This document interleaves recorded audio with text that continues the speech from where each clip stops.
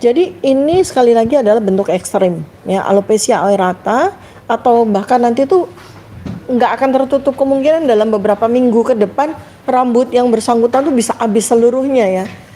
Dimana kalau ini terjadi karena proses aging atau karena proses ketuaan itu kan terjadinya berbelasan tahun ya, dikit lama-lama rambutnya habis. Ini kan enggak, dalam hitungan bulan bahkan minggu ya. Jadi ini akan menghasilkan yang disebut sebagai alopecia totalis atau alopecia universalis. Nah, bedanya dengan alopecia aerata adalah kalau alopecia aerata itu yang terjadi pada rambut kemudian mengalami kebotakan. Tapi kalau alopecia totalis atau alopecia universalis itu alisnya pun juga hilang. Rambut di alis hilang, bulu mata hilang, kemudian ya kumis dan jenggot udah nggak mampu tumbuh lagi. Dan ketika itu terjadi, maka kita bisa lihat tuh proses autoimun itu seagresif apa sih? Nggak cuma rambutnya yang habis di kepala, tapi juga alisnya kehilangan rambut, bulu mata, kemudian kumis dan jenggot dan seterusnya. Nah, ini adalah autoagresi yang menyeluruh dan sifatnya sangat sistemik, destruksi yang terjadi sampai menimbulkan kematian.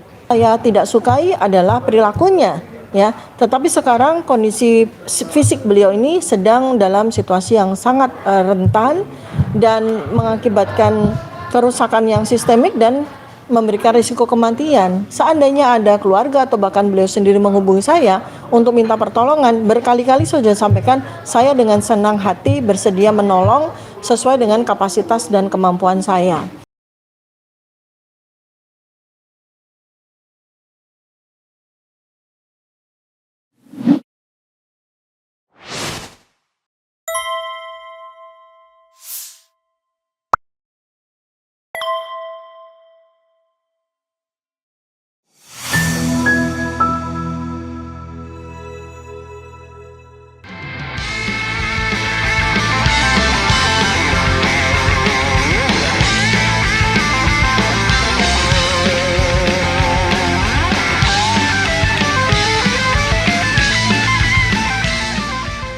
Assalamualaikum warahmatullahi wabarakatuh, kawan-kawan semua di channel-channel yang menyiarkan ini ya. Ini adalah acara atau rubrik positif dari Dr. Tifa. Positif itu artinya adalah pojok sains Tifa. Jadi disingkat positif. Sekali lagi, pojok sains Tifa, positif. Nah, apa yang mau kita bahas? Rupanya pagi tadi masyarakat, beberapa di antara kita dikejutkan dengan penampilan fisik mantan Presiden Joko Widodo yang botak, habis rambutnya. Dan ini makin menguatkan, mengonfirmasi bahwa ada apa-apa dengan kesehatan Jokowi, karena salah satu indikator kalau orang bermasalah itu biasanya rambutnya rontok, apalagi rontoknya rontok penuh. Nah, ini kita punya narasumber yang tentu bisa sangat otoritatif ya, seorang epidemiolog dan juga neuroscientist, Dr. Tifa atau Tifauza Tiasuma. Dok, gimana dok melihat fenomena yang baru kita lihat pagi ini mengenai penampilan terakhir mantan Presiden Joko Widodo atau Jokowi? Silakan dok, dikomentari. Ya. Bismillahirrahmanirrahim. Assalamualaikum warahmatullahi wabarakatuh. Ya, saya disclaimer dulu. Jadi untuk mastering saya itu pada bidang imunologi, imunologi. Jadi memang saya juga punya kapasitas ya untuk melakukan telaah atau kajian terkait dengan apa yang kita semua lihat dari kondisi fisik dari mantan Presiden ke-7 Pak Joko Widodo ya. Kerontokan rambut yang sangat masif, agresif dan progresif selama kurang lebih 6-7 bulan ini ya. Itu dalam bahasa medis namanya alopecia aerata ya. Alopecia aerata itu kebotakan rambut yang terjadi bukan karena situasi alamiah misalnya seperti ketuaan dan sebagainya atau malnutrisi, tetapi karena memang ini adalah salah satu dari tanda dan gejala autoimun ya. Jadi kalau kita bisa sampaikan dengan bahasa yang sedikit filosofis gitu ya. Jadi tanda dan gejala pada penyakit autoimun termasuk di antaranya adalah alopecia aerata itu adalah seperti tubuh ini berteriak gitu. Sistem imun tubuh itu berteriak ya, berteriak dalam kesunyian karena sistem imun tubuh sedang menyerang, sedang berperang dengan dirinya sendiri. Nah, padahal sistem imun itu kan seharusnya menjadi penjaga tubuh kan. Ada dari ujung kepala sampai ujung kaki yang tugasnya sebetulnya adalah menjaga tubuh dari serangan dari luar, bukan kemudian jadi menyerang tubuh sendiri. Tetapi pada keadaan yang kita lihat selama 6 bulan ini, seakan-akan sel T, sitotoksik ya, sitokain dan sebagainya, berbagai macam agen imunologi itu berperan menjadi algojo gitu loh. Algojo kepada dirinya sendiri. Jadi struktur biologi tubuh yang selama ini harusnya dilindungi sebagai sebuah imun privilege ya, imun privilege site, itu malah akhirnya kemudian menggunakan tubuh ini sebagai bahan untuk dia serang. Dan perlindungan itu kemudian jadi runtuh. Tanda-tanda dan gejala yang seharusnya itu berkaitan secara alamiah, misalnya dengan ketuaan, aging, atau dengan defisit hormon atau malnutrisi, kekurangan gizi atau zat-zat nutrisi tertentu yang mengakibatkan kebotakan, ini enggak. Ini terjadi karena brutalitas dari peperangan sistem imun sendiri dan yang tidak terarah. Nah, jadi sekali lagi, alopecia areata yang terjadi atau kebotakan yang terjadi secara benar-benar agresif itu harus dibaca sebagai tanda autoimun yang berat dan agresif, bukan sekedar keluhan kosmetik belaka. Dan biasanya ya yang sebetulnya mengalami kerusakan atau mengalami destruksi ya, itu sebetulnya adalah banyak sekali organ, bukan sekedar kebotakan rambut yang kita lihat dari media, dari foto maupun dari video. Ya, jadi apa saja yang kemudian gejala-gejala atau berbagai macam penyakit yang muncul kemudian, ya, misalnya serangan yang terjadi pada hormon tiroid, ya, tiroiditis autoimun namanya.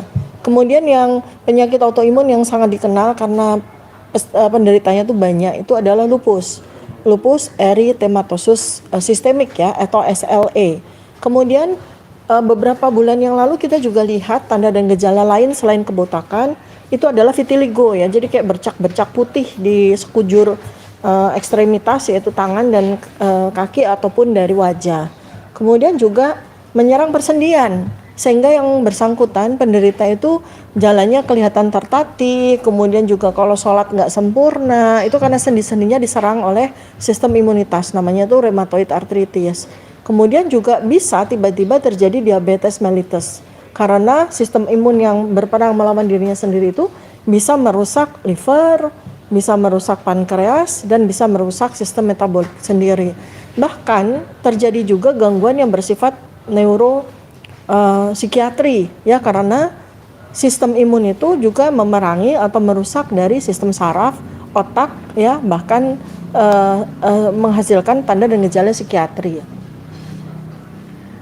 Jadi sekali lagi, kebotakan ini bukan sesuatu yang sederhana, apalagi kebotakan ini adalah sebuah alopecia areata yang terjadi benar-benar secara agresif dan progresif. Ini adalah penanda bahwa sistem imun sudah kehilangan kemampuan untuk membedakan mana kawan, mana lawan. Dalam situasi yang kita saksikan ya, yang bersangkutan itu kan didekati orang untuk menjadi kawan, tetapi ternyata mereka itu sesungguhnya adalah musuh dalam selimut. Orang-orang termul-termul itu kan orang-orang yang sebetulnya bukan kawan, datang karena ada yang mereka mau begitu ya. Jadi mereka itu sebetulnya adalah secara tidak disadari mereka itu sebetulnya adalah lawan. Karena kita bisa lihat ya, termul-termul yang dipelihara selama 10 tahun ya, buzzer-buzzer yang dipelihara selama 10 tahun itu kan pada kondisi ketika kemudian mereka kecewa dan sebagainya, mereka bisa berbalik gitu. Mereka bisa berbalik untuk menghantam yang bersangkutan sendiri. Jadi sebetulnya situasi yang terjadi ya, situasi yang terjadi pada situasi politik maupun hukum itu jangan kita lihat sederhana. Itu adalah representasi dari peperangan sistem imun yang terjadi di dalam tubuhnya sendiri. Nah, kalau kita bicara tanda dan gejala dari sistem autoimun seperti itu, yang membuatnya sangat berbahaya dan berpotensi sampai menimbulkan kematian, itu kalau terjadinya secara tiba-tiba, progresif, dan resisten terhadap terapi medikasi konvensional atau terapi standar, dan relapse remittingnya itu berjalan, flare up, flare downnya itu berjalan dengan begitu cepat ya. Jadi tanda dan gejala tiba-tiba muncul, lalu kemudian kalau ditekan dengan medikasi konvensional seperti steroid dan sebagainya akan turun, kemudian nanti naik lagi dengan berbagai macam tanda dan gejala yang berubah-ubah gitu. Jadi ini sekali lagi adalah bentuk ekstrim ya, alopecia aerata, atau bahkan nanti tuh nggak akan tertutup kemungkinan dalam beberapa minggu ke depan rambut yang bersangkutan tuh bisa habis seluruhnya ya. Dimana kalau ini terjadi karena proses aging atau karena proses ketuaan itu kan terjadinya berbelasan tahun ya, dikit lama-lama rambutnya habis. Ini kan enggak, dalam hitungan bulan bahkan minggu ya. Jadi ini akan menghasilkan yang disebut sebagai alopecia totalis atau alopecia universalis. Nah, bedanya dengan alopecia aerata adalah kalau alopecia aerata itu yang terjadi pada rambut kemudian mengalami kebotakan. Tapi kalau alopecia totalis atau alopecia universalis itu alisnya pun juga hilang. Rambut di alis hilang, bulu mata hilang, kemudian ya kumis dan jenggot udah nggak mampu tumbuh lagi. Dan ketika itu terjadi, maka kita bisa lihat tuh proses autoimun itu seagresif apa sih? Nggak cuma rambutnya yang habis di kepala, tapi juga alisnya kehilangan rambut, bulu mata, kemudian kumis dan jenggot dan seterusnya. Nah, ini adalah autoagresi yang menyeluruh dan sifatnya sangat sistemik, destruksi yang terjadi sampai menimbulkan kematian. Nah, kemudian kalau kita lihat ya dari sisi apa yang terjadi di dalam. Jadi supaya pada tahu ya bahwa tubuh ini baik hati gitu loh. Tubuh itu baik hati. Dia menceritakan apa yang terjadi di dalam, organ-organ yang rusak di dalam itu dengan memberikan penampakan appearance yang terjadi pada kulit, kemudian pada rambut ya. Itu adalah tanda bahwa sedang terjadi kerusakan pada sistem organ yang ada di dalam. Sehingga yang bersangkutan atau penderita itu harus aware dengan ini, bahwa terjadi disregulasi yang paling fatal di dalam proses autoimun itu adalah ada aksis ya, ada semacam sumbu di dalam tubuh itu, aksis antara neuro, saraf, kemudian imun dan sistem endokrin atau hormon. Apa yang membuat itu terjadi? Stres berat, trauma psikologis, infeksi, vaksinasi pada individu yang rentan dan sebagainya, atau paparan toksin ya. Dan bukan sebagai sebuah penyebab tunggal, tapi sebuah saklar pemantik yang memicu autoimunitas tubuh selama proses itu berjalan.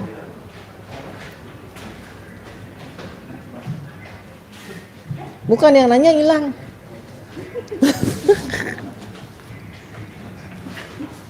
Yang nanya hilang, aku jadi bingung. Udah tuh itu kan bagus kan, udah monolognya. Iya, kita lanjutkan dok ya. Ini kalau kita kaitkan dengan misalnya, ini kan setiap orang bisa mengalami hal ini kan. Tetapi apakah ada misalnya relevansinya dengan tekanan-tekanan di luar faktor kesehatan? Tentu kan karena ini menyangkut presiden atau mantan presiden yang kita tahu bahwa dia masih pusat perdebatan yang panjang, termasuk dokter di dalamnya terlibat. Ada nggak pengaruh itu kalau dikaitkan dengan fenomena kesehatannya? Silakan dok. Ya, jadi sebetulnya yang paling fatal itu kalau proses ini berjalan secara sistemik itu adalah gangguan dari aksis ya. Aksis dari neuro atau saraf, kemudian ke imun, kemudian ke endokrin atau hormon. Nah, ini paling berbahaya kalau proses autoimun itu menyerang semuanya, menyerang aksis ini. Dan apa yang sebetulnya fondasi atau etiologi atau prima causa dari sampai kemudian aksis itu terganggu, itu kebanyakan memang dari situasi stres psikologis yang amat sangat, yang sudah tidak mampu disangga oleh tubuh maupun psikis dari yang bersangkutan. Kemudian kalau kita coba kaitkan dengan peristiwa yang terjadi selama 6 bulan ini yang berkaitan dengan mantan presiden ke-7 ini Pak Joko Widodo ya, kita tahu ya bahwa beliau ini kan benar-benar mengalami stres yang super berat ya, kaitannya dengan antara lain dengan ijazah yang oleh saya dan kawan-kawan RRT itu memang sudah diungkap ya dari sisi itu. Kemudian kita harus juga melihat bahwa ini adalah sebuah situasi naratif simbolik ya. Dan kemudian kita juga harus lihat bahwa kondisi kebotakan agresif atau alopecia areata ini adalah sesungguhnya adalah bahasa tubuh ya. Tubuh dia atau tubuhnya, tubuh penguasa ini atau mantan penguasa ini sebetulnya sedang bicara. Ya, kita harus lihat secara kaitannya secara politik ya. Ini harus kita baca, ini bukan sekedar sebagai sebuah fenomena rambut rontok belaka. Ini ada retakan pada medan, pada aksis yang ada pada tubuhnya yang bersangkutan. Ini aksis itu tuh retak gitu. Aksis saraf, kemudian sistem imun dan sistem endokrin atau hormon. Itu retak.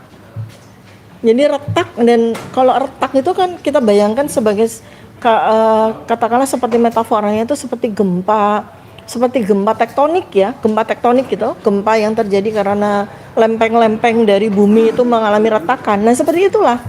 Jadi aksis ini yang menyangga kesehatan fisik maupun kesehatan psikis seseorang. Aksis neuro, imun, endokrin. Jadi kalau aksis itu retak, pecah, berantakan, kita bayangkan apa yang terjadi, dan itu bisa terjadi karena yang bersangkutan itu benar-benar berada di bawah tekanan yang super ekstrim, yang sudah tidak mampu disangga oleh tubuh dan jiwanya. Karena terjadi konflik legitimasi yang berkaitan dengan situasi yang ketakutan luar biasa yang dihadapi di masa depan, karena pasti ada kemungkinan tuntutan-tuntutan dari aspek hukum dan sebagainya atas apa yang dilakukan selama 10 tahun terakhir. Kemudian stres ini menghasilkan sebuah stres kronik yang berkepanjangan. Jadi jangan dikira orang menjadi punya jabatan atau pejabat itu kemudian dia jadi happy begitu. Enggak. Tubuh itu harus sudah siap untuk menerima stres kronik yang berkepanjangan sepanjang dia menjabat maupun setelahnya. Dokter ya, kalau dibandingkan dengan presiden atau katakanlah wakil presiden terdahulu, mereka menjabat, tapi setelah selesai jabatan, mereka tidak memperlihatkan gejala post-power syndrome yang berlebihan. Ya tetap, misalnya Megawati setelah selesai tetap menjadi ketua umum partai, kemudian SBY tetap menjadi orang yang berpengaruh di partai politiknya, JK tetap dalam eksistensinya, termasuk dulu Abdurrahman Wahid juga begitu. Tetapi yang agak berbeda, tapi mereka terkesan tidak ingin terlalu cawe-cawe dalam gitu ya. Ya. Nah, tetapi ini kok agak berbeda. Jadi agak lain. Di satu sisi agak lain, ya kan? Ada film agak lain. Ya. Agak lain. Nah, di satu sisi dia terlihat powerful masih karena masih menguasai media, ya masih menjadi center of excellence di dalam pemberitaan. Orang masih mau, bahkan head to head dengan Presiden Prabowo pun masih kuat kalau dari sisi pemberitaan. Tapi di sisi lain ada gejala yang tadi yang membuat dia stressful. Padahal kan teorinya kalau orang stres ya dia undur diri aja dari politik. Tapi ini stressful di satu sisi, tapi di sisi lain dia maju terus, pantang mundur, dan perbenturannya adalah tadi patahan-patahan itu yang membuat dia botak dan lain sebagainya. Mungkin ya. Silakan dok. Ya. Jadi inilah sebetulnya yang sudah jauh-jauh hari disampaikan. Saya pinjam istilah Mbak Bivitri ya. Jadi kalau bahasa beliau, dan ini saya rasa relevan ya untuk kita sampaikan, bahwa yang bersangkutan ini, mantan Presiden Joko Widodo ini adalah individu yang tidak tahu malu dan tidak tahu batas. Nah ini problem yang luar biasa dari sisi psikis ya. Orang yang tidak tahu malu dan tidak tahu batas itu tidak akan pernah bisa menyelesaikan urusan apapun yang ada pada dirinya. Padahal, ini kalau kita coba mau flashback ya, sesungguhnya seperti yang terjadi di banyak negara maju, orang-orang yang menjabat, orang-orang yang kemudian mengajukan diri entah dia jadi presiden atau jadi gubernur atau jadi apapun, senator misalnya seperti di Amerika, Kanada dan sebagainya, adalah orang-orang yang sudah selesai dengan dirinya. Dan pada saat dia ingin maju sebagai apapun pejabat, itu dia udah lepas dari semua konflik, lepas dari semua interest pribadi. Apakah interest dari sisi harta, atau dia interest dari sisi eksistensi, atau dia interest dari sisi anak-anaknya, nasib anak-anaknya di masa depan gitu. Nah kalau kita lihat dari si mantan Presiden Joko Widodo ini justru malah kebalikannya. Dia datang untuk mengambil jabatan itu dengan interest itu. Nah, lebih parahnya lagi adalah bahwa ketika interest itu dia ambil, ya, ketika interest itu dia ambil, ya, itu dia nggak selesai, dia nggak bisa mampu untuk menyelesaikan. Padahal semua sudah dia dapat. Dia sudah dapat jabatan wali kota, udah dapat jabatan gubernur, udah dapat jabatan presiden. Tapi dia masih belum selesai, dia masih ingin lanjut. Kenapa? Karena dia tidak punya batas ketahuidirian, batas kepuasan, bahkan sampai batas malu. Itu dia nggak punya gitu. Dan ini seharusnya kalau ada orang yang seperti ini, ya berarti akomodasi yang dia pakai itu bukan akomodasi kognitif yang dihasilkan oleh sebuah kompleksitas dari ketinggian dari intelektualitas dan intelijensi, which is itu diproduksi oleh prefrontal cortex, ya, otak bijaksana kita, otak cerdas kita. Tetapi ini akibat dari akomodasi emosi. Komoditas yang dipakai adalah komoditas emosi, otak reptil yang dikelola oleh sistem limbik. Jadi otak reptil, ya, hewan yang dalam strata taksonomi itu adalah hewan paling rendah, ya. Itu dia nggak tahu batas, dia nggak tahu kapan dia harus berhenti makan, kapan dia harus berhenti untuk melakukan apa yang dia butuhkan di dalam tubuh dia nggak mampu untuk mengetahui hal itu. Dan insting yang dihasilkan oleh otak reptil itu ya menyerang, mengambil gitu ya. Jadi itulah yang sekarang ini kita lihat dari apa yang kita lihat pada dari mantan presiden ini. Sebenarnya kita kasihan.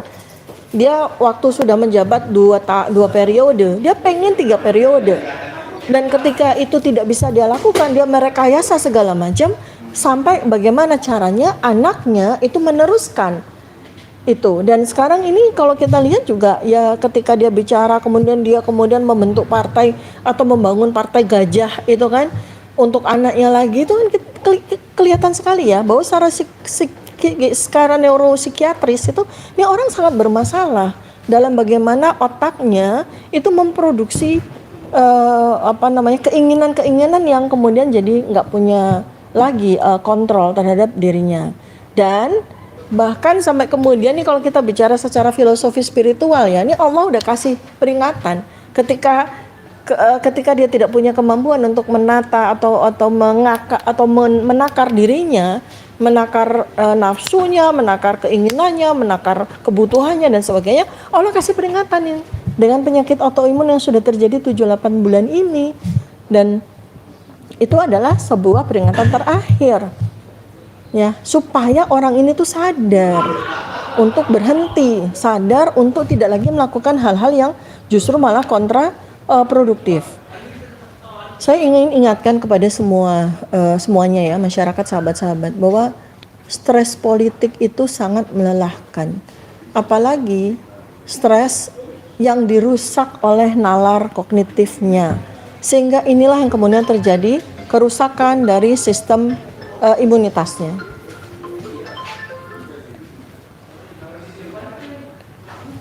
Oke? Oke, Ya. Dok, ini mungkin 2 pertanyaan terakhir ya. Kalau dokter bicara tentang ambisi tanpa batas itu, to some extent kan juga berlaku untuk mantan presiden yang lain. Kita lihat misalnya SBY masih memimpin dan mengendalikan secara efektif, secara aktual, secara faktual Partai Demokrat, bahkan menurunkan kepada putranya. Yang lebih parah lagi, dalam tanda kutip parahnya, Megawati yang tidak pernah berganti dalam posisi tertingginya sebagai ketua umum partai politik. Nah, lalu apa yang membedakan antara Jokowi dengan 2 mantan presiden ini? Ya, sebetulnya yang bisa kita lihat itu apa ya, kalau memang ini mungkin sependek pemikiran saya ya, dan ini bukan sebuah kajian yang science based ya, tapi kita lihat ya, pada saat coba kita bandingkan, Presiden SBY waktu itu juga 10 tahun. Ya, dia punya putra yang sangat potensial untuk menggantikan kedudukannya dan sebagainya. Tapi ada 2 hal, dia bisa menahan diri. Dia mempersiapkan putranya untuk suatu ketika nanti pantas menjadi presiden, katakanlah seperti itu, dengan cara jauh lebih elegan, dengan cara yang elegan gitu. Nah, yang saya lihat fenomena dari neuroscience behavior dari Pak SBY ini, ya, dia melakukannya dengan akomodasi kognitif, bukan dengan akomodasi emosi. Ya, itu pertama kalau kita lihat komparasinya. Kalau seandainya kita tanya Pak SBY, kalau dia punya standar-standar dengan menggunakan akomodasi emosi tadi, dengan menggunakan sistem limbik, dengan menggunakan otak reptil, saya rasa Pak SBY, wah kalau tahu gitu nyesel saya kan gitu ya. Mungkin seperti itu, tapi karena beliau ini orang yang sangat dikendalikan dengan akomodasi kognitif, maka itu tidak terjadi gitu. Jadi katakanlah biarkan saja AHY berproses ya dengan proses-proses yang tidak selalu menyenangkan, karena dia pada waktu itu saya yakin dia punya cita-cita jadi jenderal, terpaksa harus dipotong karena kemudian ada belok rencana, planning dan sebagainya. Itu adalah sebuah luka yang harus dia tanggung, tapi kemudian dia bayar dengan prestasi dia doktor yang summa cum laude misalnya seperti itu. Jadi itu kan akomodasi yang bersifat kognitif, bukan akomodasi yang bersifat emosi gitu. Kalau akomodasi emosi yang digunakan, gampang aja, beli aja ijazah, cari aja gelar yang banyak dijual di internet dan sebagainya, kan itu tidak dilakukan. Nah, kalau kita melihat dari mantan presiden kita, Presiden Megawati, mempersiapkan anak-anaknya, putra-putrinya untuk jadi seseorang yang nanti akan menggantikan kedudukannya, ya more or less kita masih lihat sebuah akomodasi kognitif di situ gitu. Jadi Mbak Puan ataupun anaknya Mas Prananda itu kan dipersiapkan dengan kognitif, bukan dengan emosi ya. Walaupun ini kalau kita lihat dari banyak sudut multidimensi juga kan kita bisa diskusi lebih panjang lagi. Tapi intinya adalah ini kalau kita nggak melihat peringatan-peringatan yang diberikan oleh semesta, peringatan-peringatan yang diberikan oleh langit, oleh dimensi, oleh otak kita, oleh kesadaran kita, bahwa dalam 10 tahun ini, 10 tahun terakhir dimulai dari 2014 sampai 2024, kita dihela oleh sebuah peluang untuk menjadikan emosi sebagai komoditas yang terdepan di dalam meraih apapun. Sementara emosi itu kalau tidak dijaga oleh kognitif, maka yang terjadi adalah tidak tahu batas, tidak tahu diri, dan tidak tahu malu. Ini yang sangat berbahaya di negara ini. Jelas ya, terakhir dok ya, bagaimanapun Anda adalah seorang dokter ya, dan Anda terikat sumpah ya untuk dalam tanda kutip ya mengopeni ya, masalah ini. Jadi kalau misalnya Anda ditunjuk untuk ikut mengobati Pak Jokowi, Anda mau nggak? Itu mau dan tidak satu. Ya. Yang kedua adalah apa rencana Anda untuk mengobati Pak Jokowi seandainya memang itu menjadi bagian dari tanggung jawab Anda, atau Anda ingin menawarkan skenario apa terhadap skema penyelesaian secara holistik menyeluruh kalau dikaitkan dengan aktivisme Anda sejauh ini, tidak hanya sebagai seorang dokter tapi juga seorang yang peduli dengan hal-hal yang sifatnya lebih generalis instead of hanya masalah kedokteran. Silakan bro. Silakan dok.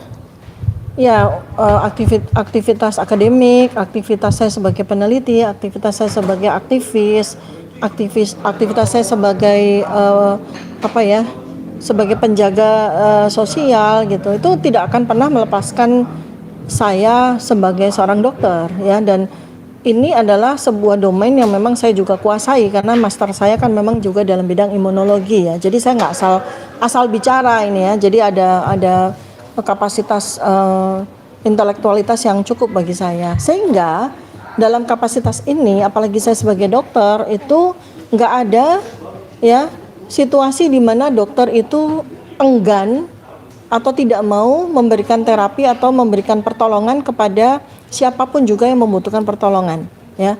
Termasuk di sini adalah Pak Presiden Joko Widodo. Sebagai personal ya, sebagai sesama manusia, saya nggak ada berasa benci sama beliau, nggak ada. Yang saya tidak sukai adalah perilakunya ya. Tetapi sekarang kondisi fisik beliau ini sedang dalam situasi yang sangat rentan dan mengakibatkan kerusakan yang sistemik dan memberikan risiko kematian. Seandainya ada keluarga atau bahkan beliau sendiri menghubungi saya untuk minta pertolongan, berkali-kali sudah sampaikan, saya dengan senang hati bersedia menolong sesuai dengan kapasitas dan kemampuan saya. Itu yang bisa saya sampaikan. Oke, ya. Terima kasih Pak Dr. Tifa. Mudah-mudahan hal positif ini bisa diserap oleh banyak kalangan karena positif itu baik, tapi positif di sini adalah post sign. Oh, bukan post ya, pojok. Pojok sign sign Tifa alias positif. Terima kasih. Wassalamualaikum warahmatullahi wabarakatuh.